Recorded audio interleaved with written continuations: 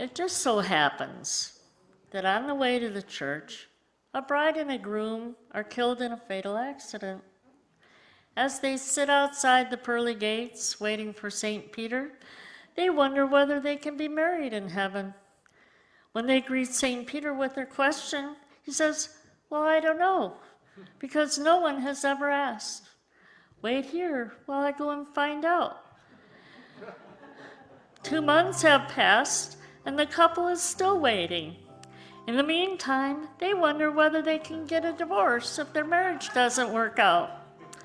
After the 3rd month, St. Peter returns, appearing rather disheveled and out of breath. "Yes," he assures the couple, "you can be married in heaven." "That's great," says the bride. "But we're just wondering, if things don't work out, can we get a divorce in heaven?" St. Peter, red-faced with anger, slams his clipboard to the ground. "What's wrong?" asks the frightened couple. "Oh, for the love of God," shouts St. Peter, "it took me 3 months to find a priest. Do you have any idea how long it'll take me to find a lawyer?"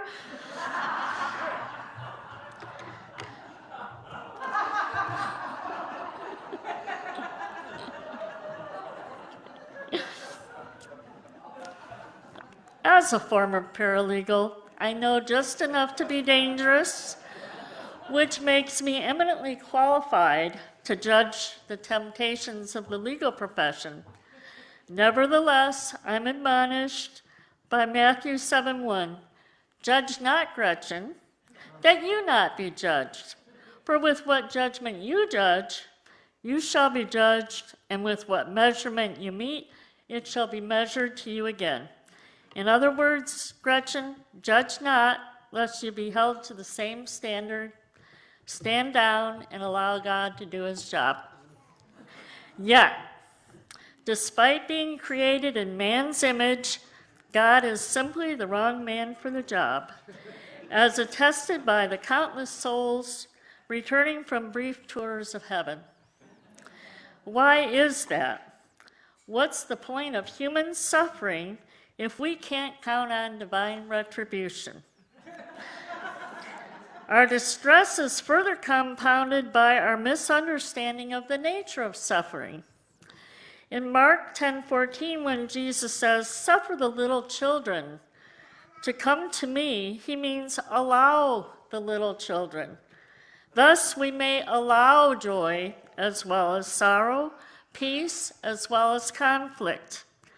Ultimately, however, human experience has never been about divinity testing the worthiness of its sons and daughters to dwell with the Father, but about humanity testing again and again its creative limits in the expansion of consciousness.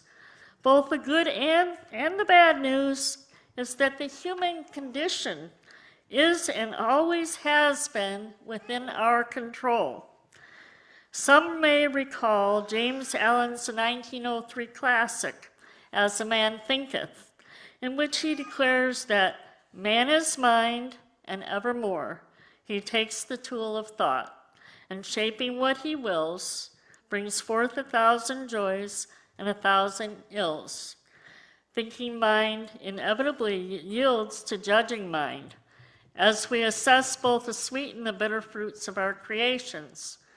Perhaps we can finally acknowledge that as creative souls endowed with free will, it's our prerogative to adjudicate the dichotomies of right and wrong, good and evil.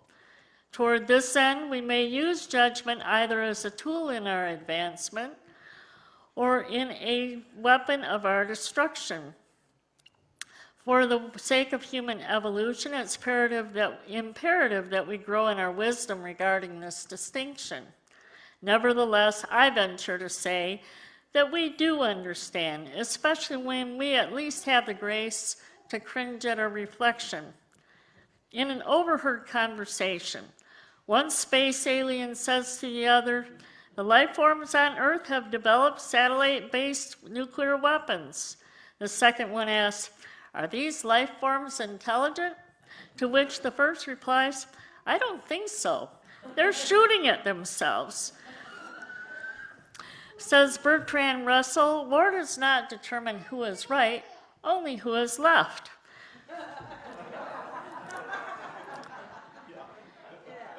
It's helpful to expand our understanding of definitions around judgment.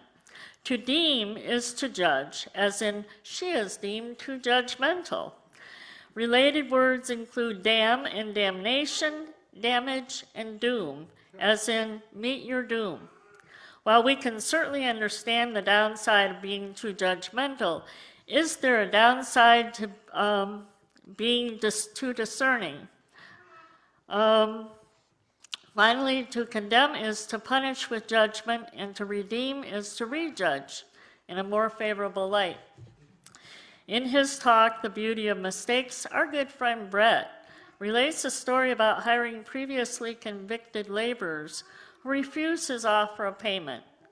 Brett says they knew that they had done some damage in the world, and they saw an opportunity to take what they had learned and to give back.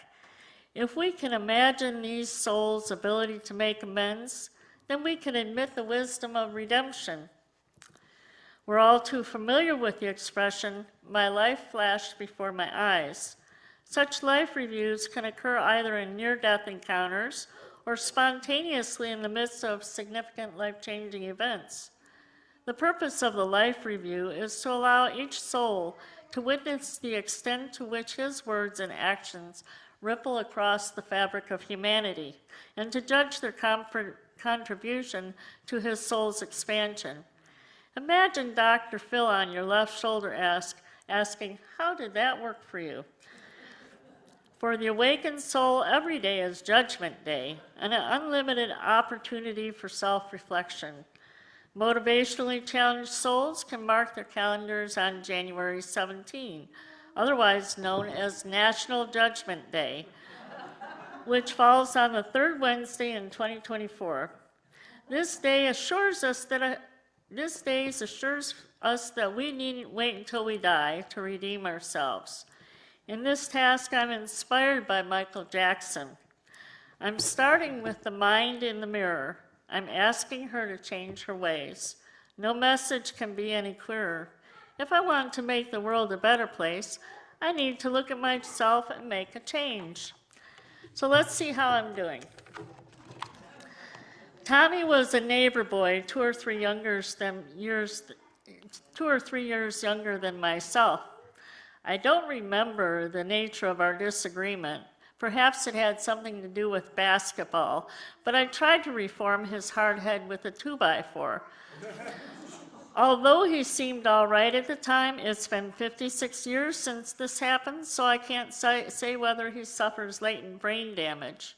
For my part, I judge this to be an ineffective use of a 2x4 because it rarely, if ever, instills wisdom. I'm happy to report that I have long since abandoned this practice in favor of less obnoxious methods. In any case, I can say with humility, Tommy, I'm sorry, I know better now. But what if my sincere effort to be the change that I wish to see in the world is having little impact upon the actions of other people's children, especially those who commit crimes against humanity? In the infinite wisdom of human judgment, how do we reconcile our contradictory beliefs that on the one hand, such souls have no business in heaven, and on the other, we are all one? In my quest to resolve this moral dilemma, I encountered a video entitled, "If Hitler repented before he died, would he be in heaven? How is that moral?" One viewer essentially commented that in heaven there is only love, that each soul is in his perfected form, no matter how much he may have been despised on earth. And while my eternal soul recognizes the truth of this statement, my mortal self, ever impacted by others' miscreations, struggles to acknowledge the rights of despised souls to sit at God's table with the rest of us, whose miscreations, of course, are infinitely more forgivable. As though the Holocaust were not a collaborative effort, Adolf Hitler has earned that title of the most despised on earth. In the late 19th century, discussions about the genetic improvement of humanity were becoming increasingly common. In 1883, Francis Galton, a cousin of Charles Darwin, coined the term eugenics, and by the 1920s, eugenic theory enjoyed widespread support through academic and popular literature in Canada, Germany, Great Britain, Italy, Mexico, and the United States. Here in the U.S., Margaret Sanger, founder of Planned Parenthood, endorsed the 1927 Supreme Court ruling in Buck versus Bell, which affirmed the constitutionality of Virginia's state-enforced sterilization of individuals deemed too unfit to procreate. In pertinent part, Justice Holmes wrote, "It is better for all the world if instead of waiting to execute degenerate offspring for crime, or to let them starve for their imbecility, society can prevent those who are manifestly unfit from continuing their kind. The principle that sustains compulsory vaccination is broad enough to cover cutting the fallopian tubes. 3 generations of imbeciles are enough." Following the passage of its own law in 1933, Germany began to allow sterilizations of individuals deemed physically and ideologically unfit. In 1934, Joseph D. Jarnett, superintendent of Virginia's Western State Hospital, complained before Virginia's General Assembly that the Germans are beating us at our own game and are more progressive than we are. Thus, D. Jarnett advocated for broadening the scope of Virginia's existing 1924 law. Until his death in 1957, he appended to his publication his poem entitled Mendel's Law, A Plea for a Better Race of Men. In their quest to create a master race, members of the Nazi Party sterilized at least 400,000 individuals and exterminated an additional 5 to 11 million. In the Nuremberg trials, Nazi defendants would later cite Justice Holmes' opinion.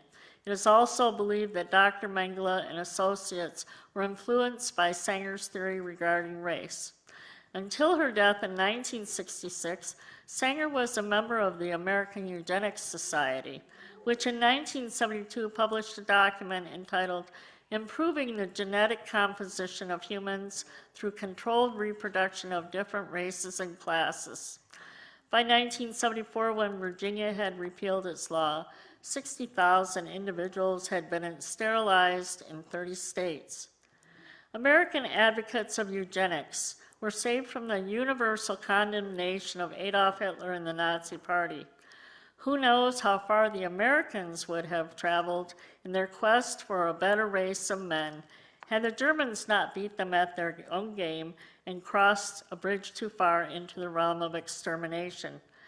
Even in humanity's collective judgment of Hitler's perceived error, we continue to learn many lessons from this good-bad example.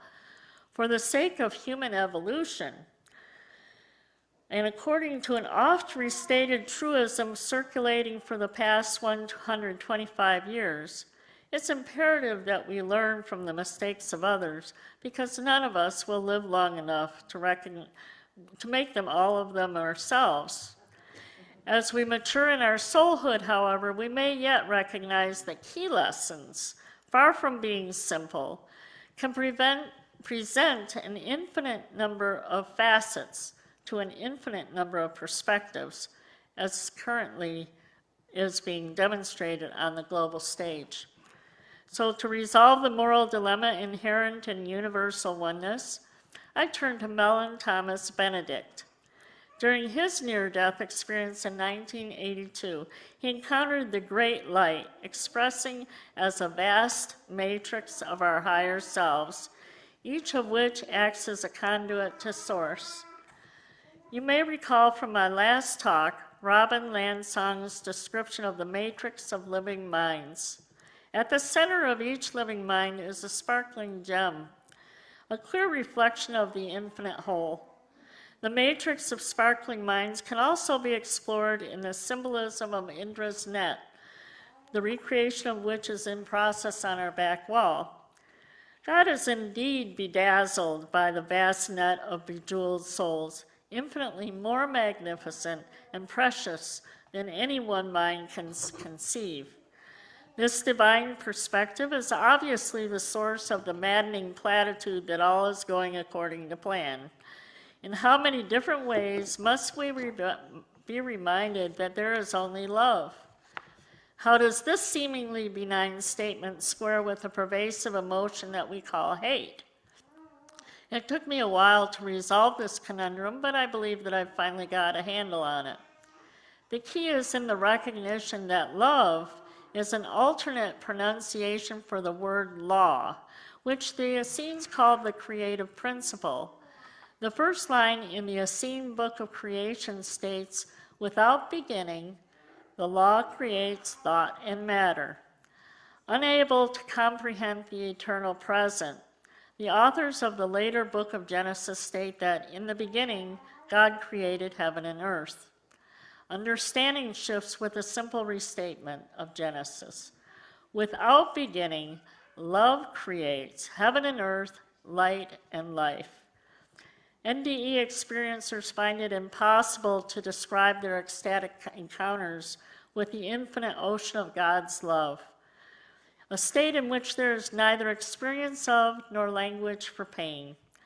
To the extent that humanity is able to remember this reunion with the creative energy of the universe, we naturally strive to recreate it in the duality of the physical realm, where energy is manifested in the forms of electricity, heat, light, motion, and sound, each of which has the potential to confer pain. Thus, we may recognize hatred as the emotional component of heat. And how many can attest the truth of the statement that love hurts? Moreover, while I don't condone certain actions that many have characterized as human evil, I accept their inevitability as we explore both the limits and the justifications of love in this crucible of soul evolution. Nevertheless, as we melt down in our masterfully created asylum, let us never lose sight of our equal ability to create pure love in ordinary moments.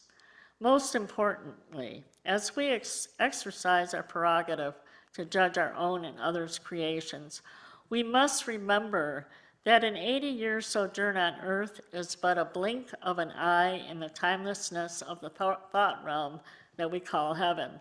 Since we can never know the depth and breadth of each soul's convoluted journey toward wisdom, let us limit our judgments to the fruits of his creations rather than to his worthiness to dwell in the infinite ocean of God's love, where indeed we are all one and every soul does know its worth. So it is.